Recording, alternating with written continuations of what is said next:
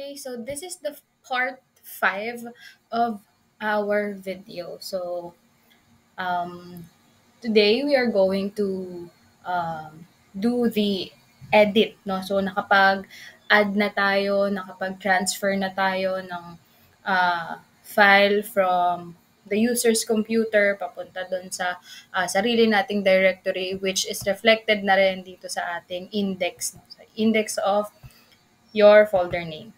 Okay. So, para makagawa tayo ng edit, so para lang din clear sa atin. So, this is the registration form. Okay, so, ayun, wala pa pala tayong view list. No? So, yun muna yung itatry kong gawin ngayon. So, yung list of accounts. So, hindi pa pala edit. List of accounts muna. So, para magawa yon, Control N lang tayo and then we are going to save it as uh, list of list or account list dot php. Ayan. Okay, so dito sa account list dot php, ang ginagawa natin dito is, syempre dapat meron pa rin tayong HTML na structure. So later ayusin natin yan ano. So, pero syempre, before that, kailangan natin gumawa ng title. Lagay natin title is list of users. Okay, tapos dito ang H1 na lang natin, dito lagay na lang siguro natin is list of registered users. Okay, list of accounts. It will depend sa inyo. So, yan yung magiging ano natin. So, syempre, maglagay din tayo ng anchor tag para makagawa tayo ng link papunta dun sa registration form para hindi na tayo gagamit ng back button dun sa taas. So, yung back button na sinasabi ko is ito. Para hindi na natin to ginagamit. So, para hindi na natin gamitin yan, that's a no-no kasi pag gumagawa ng website. Dapat hindi ginagamit yun. May sarili na tayong button. So, ahref equals lang natin dun sa pangalan ng ating papupuntahang file. So, ano ba yung papupuntahang file natin? So, dito nyo na lang tignan. So, ito yung registration.php natin. So, therefore, yun po yung lalagay natin. Registration.php. Ayan. So, ano yung magiging pangalan niyan? Lagay lang natin back. And then, closing. So, ano ba magiging itsura niyan? So, tingnan natin. So, dapat pagpunta dito, pag kinlik yung button na yon, dito pupunta. So, para pupunta na siya dito sa file na yon, babalik tayo sa reg action.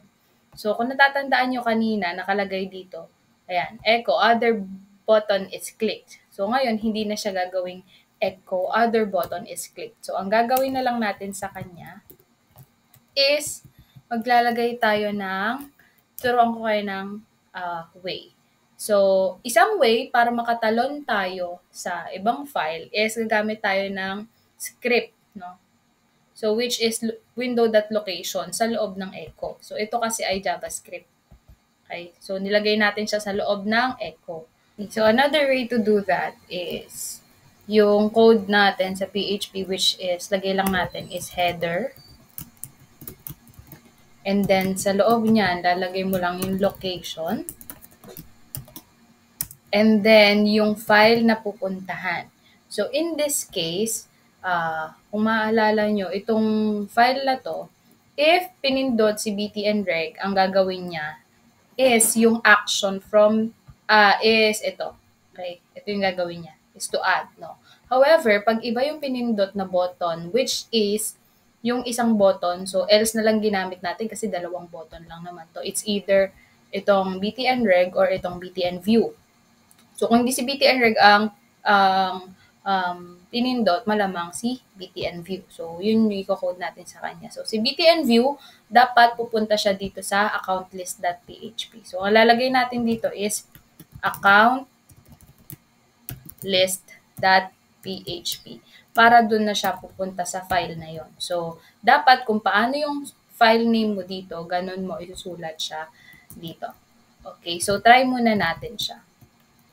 Ayan. So, dito, refresh lang natin. So, lagi kayong magsa-start dito sa registration form. Huwag nyo nang gawin na ang gagawin nyo na lang is dito kayo pupunta. Halimbawa, i-click nyo sa reg action. Huwag na ganon. No? Dapat, lagi kayong magmumula sa inyong index file. No? So, which is ito dapat. Dapat kasi index na lang ito para dito na siya lagi pupunta.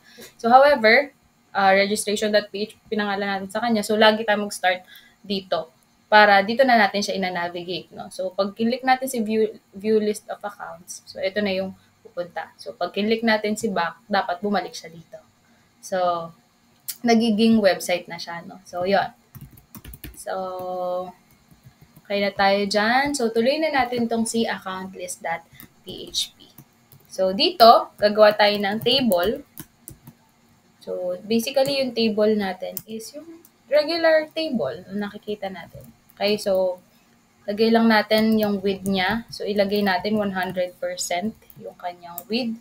And then, lagyan natin siya ng border na 1. So, ayan is attributes, no? Hindi ito yung pinaka-style niya. Ito kasi yung width and border ay attribute ng table. So, pwede natin siyang lagyan ng konting style with that. But if you need to add more styles, you can use CSS. So, dito sa mga files na tuturo ko sa inyo, wala muna tayong CSS kasi kailangan nyo munang matutunan yung function. Okay? So, dito sa table, meron tayong tinatawag na table header, meron tayong tinatawag na table row, and table data. So, unahin natin si table header. Okay? Ang code natin doon is TH. So, kung medyo nalilito kayo kung ano si table header, for example, sa Excel, eto, table natin siya.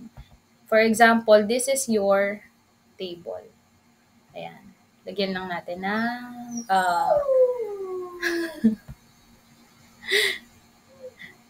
ayan. Lagyan lang natin ng borders. So, for example, ito yung ID, full name, okay, and anything. So, yon, kung ano yung nakalagay dito sa pinakataas, that will be your table header. Okay? So, yun yung TH natin. So, ano una? Which is ID. Okay, ano pa next? So, TH ulit. Sunod is full name. Okay, so check natin yung next is suffix, age, email, profile picture. Okay, so suffix, age, email, profile picture. Suffix, age, email, and profile picture. Tapos dagdagan natin ng isa pa. Okay, so yung isa ay ayusin natin mamaya. So dito natin lagay yung suffix. Dito natin ilagay yung age. And then dito natin ilagay yung email. And then dito natin ilagay yung profile picture link. And then this will be your options. Ayan. Okay? So, pag tinignan natin siya dito sa ating view list of accounts, ayan, ganyan siya. Okay? So, wala pa siyang laman sa loob kasi ang gagawin natin is yung mga laman natin doon sa database table ng users natin, yun yung ilalagay natin dyan. Okay? So, para magawa po yun, ang gagawin natin is sa loob ng table, we are going to have PHP scripts. Ayan. So, maglalagay tayo ng PHP script sa loob. So, para dyan, ang gagawin lang natin, so make sure na ini-indent natin para mas maging readable yung contents natin. So, PHP scripts. Okay, so, ang una natin kailangan gawin is include natin yung ating connection file. Okay, which is connection.php. Saan po nanggaling si connection.php? So, galing si connection.php dito. So, kung ano yung pinangalan mong file dito sa nilagyan mo ng connection string, yun yung i-include natin palagi. kapag gumagamit tayo ng PHP scripts. Okay. So the next thing that we are going to do is we are going to have a while loop.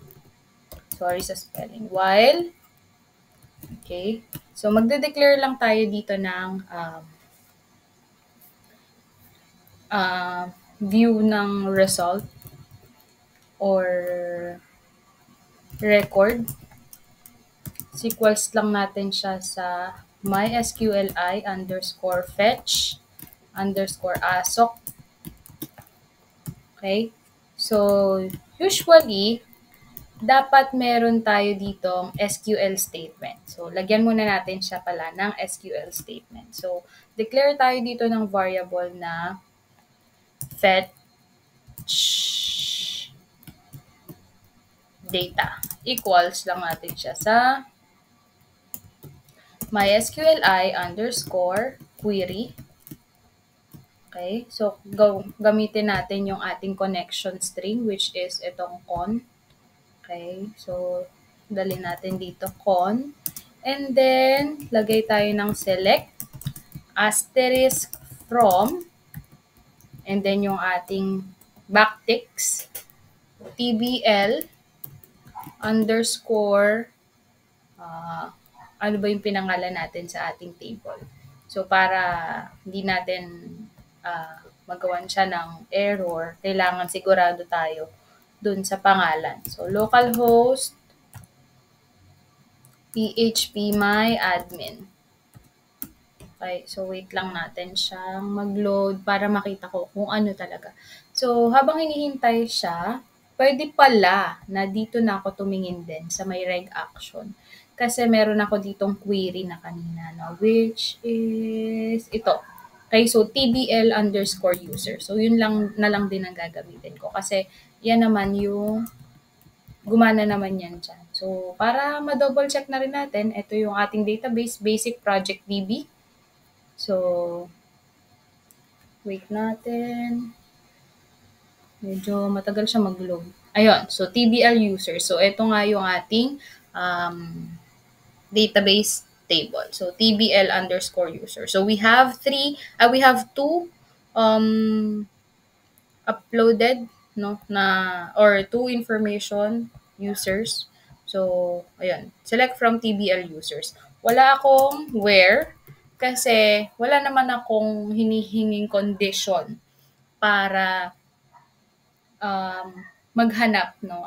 Gusto ko lang makuha lahat, ma-fetch lahat ng data regardless kung iyan ay active pa bang user or not. Basta kailangan ko lang ma-fetch lahat. But if you have restrictions, let's say for example, ang kailangan mo lang where for example, where status equals active na. May mga ganun. Kung meron kang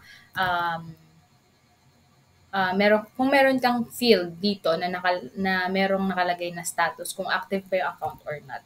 Okay, so kung wala ka namang restriction at gusto mong ma-fetch lahat, okay na tayo dito sa statement na to. Okay, so ayan. So mysqli, balik na tayo sa loop natin, mysqli fetch asok.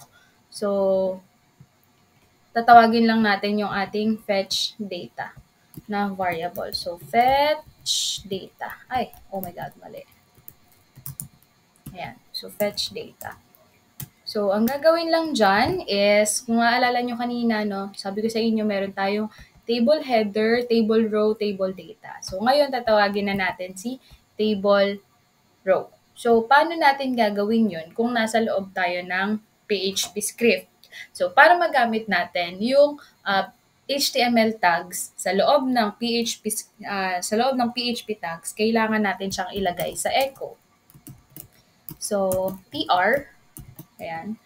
So, tr stands for table row. So, magkakaroon tayo ng first tr.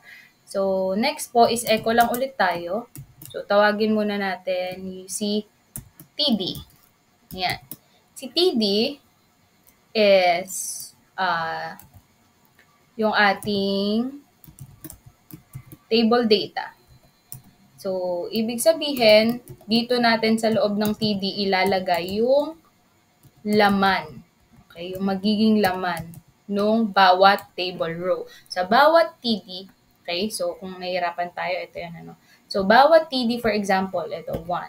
So, itong cell na to, this is 1 TD. Okay? So, ito namang row na to, this is 1 TR. Okay? Or table row.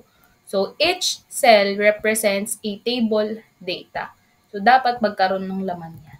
Okay? So, ang laman niyan is yung ang gagaling sa database. So, dito, tatawagin lang natin yung record.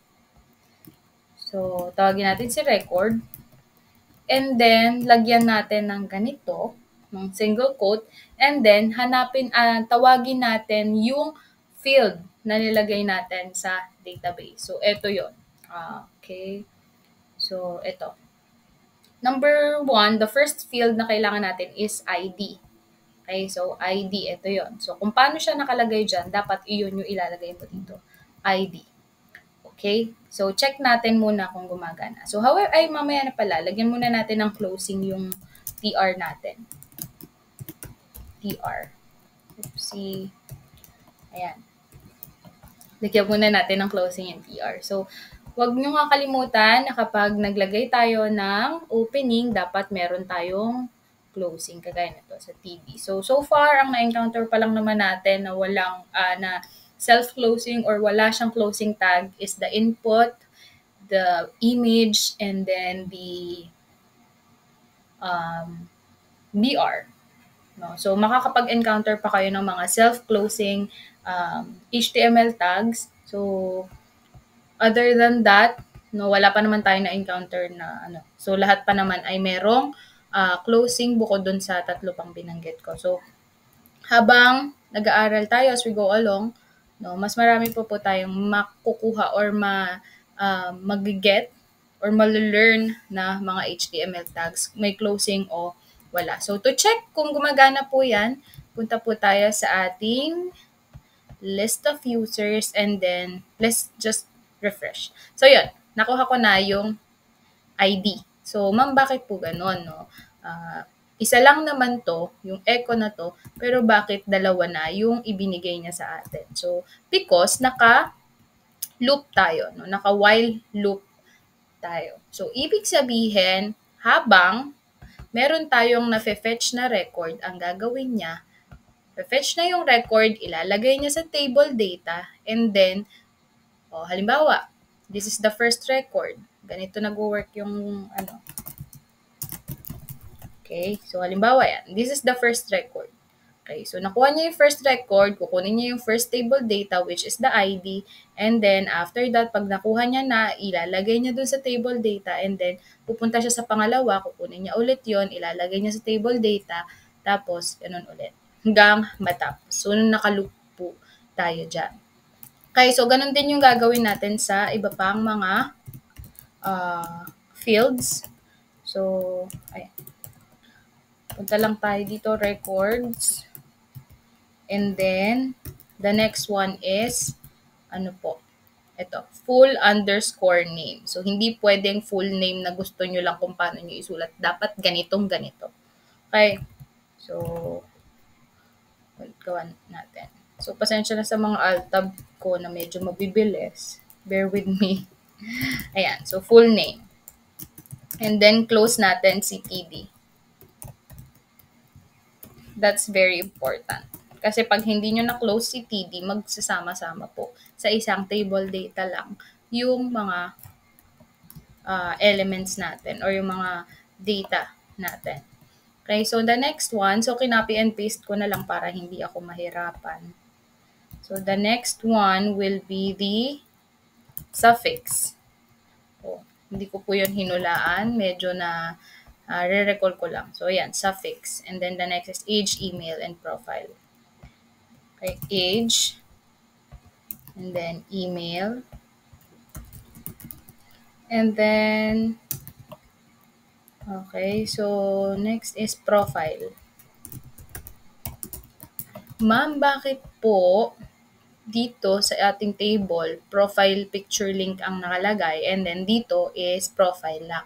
So, ito is pangalan lang naman. So, dito sa part na to, sa table header, anything you want ay pwede namang ilagay. However, kapag kakailangan mo nang mag-refer dito sa laman ng database, kailangan kung ano yung nakalagay or ano yung nilagay ninyo kanina, yun yung gagamitin ninyo.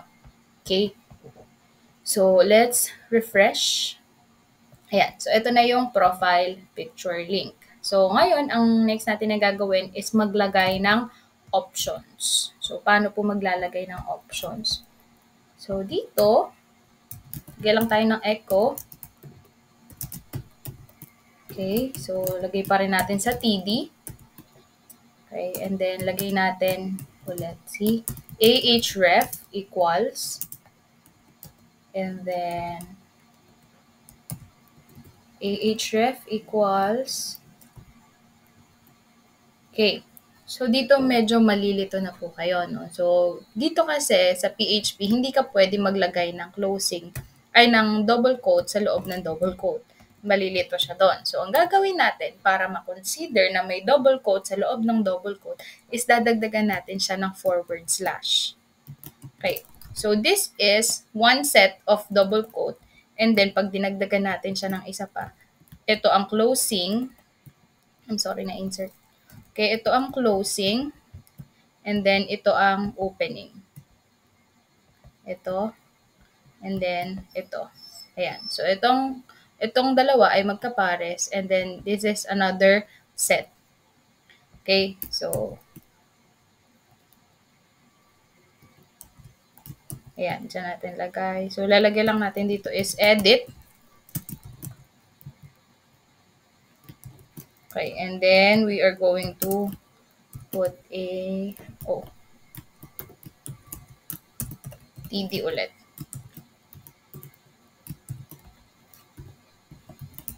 Ayan.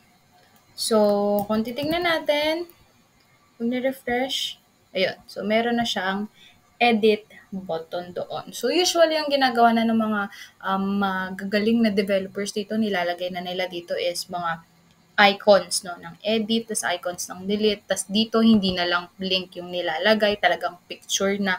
So, we will deal with that soon. So, since kayo ay mga beginners pa lang, kahit ganito muna. Okay? So, but if you want to be resourceful at maghanap ng mga tutorials to do that, feel free to do so. Kasi, okay lang naman yun. Okay? So, next thing is another option. Kasi di ba options nga. So, lagay lang tayo ulit ng tuldok para sa concatenations. Equals. Ganun ulit. Ayan. And then this one will be delete.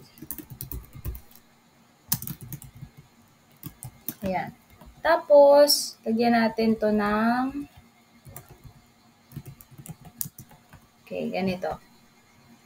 Space and then yung ganito. Ayan. So, itong tuwid na tuldok na to is malapit sa enter somewhere sa tabi ng magkakaiba kasi tayo ng keyboard eh. I think sa ilalim ng backspace, sa taas ng enter, yung nasa may pag nag-shift kayo ng forward slash. Pag nakita nyo yung forward slash na ganyan, mag-shift lang kayo. Minsan putol yun, minsan buo. Yun, yung symbol na to. Okay? So, yan. So, ganito siya makikita. Ayan. So, meron siyang edit and delete. Ayan. So, ito na yung dalawa. Wala pa siyang function kasi hindi pa natin nilalagyan. So, dyan na muna tayo mag-e-end. So, later, gagawin natin yung edit function naman. Okay? So, I think that is it for our part 5. So, see you sa part 6.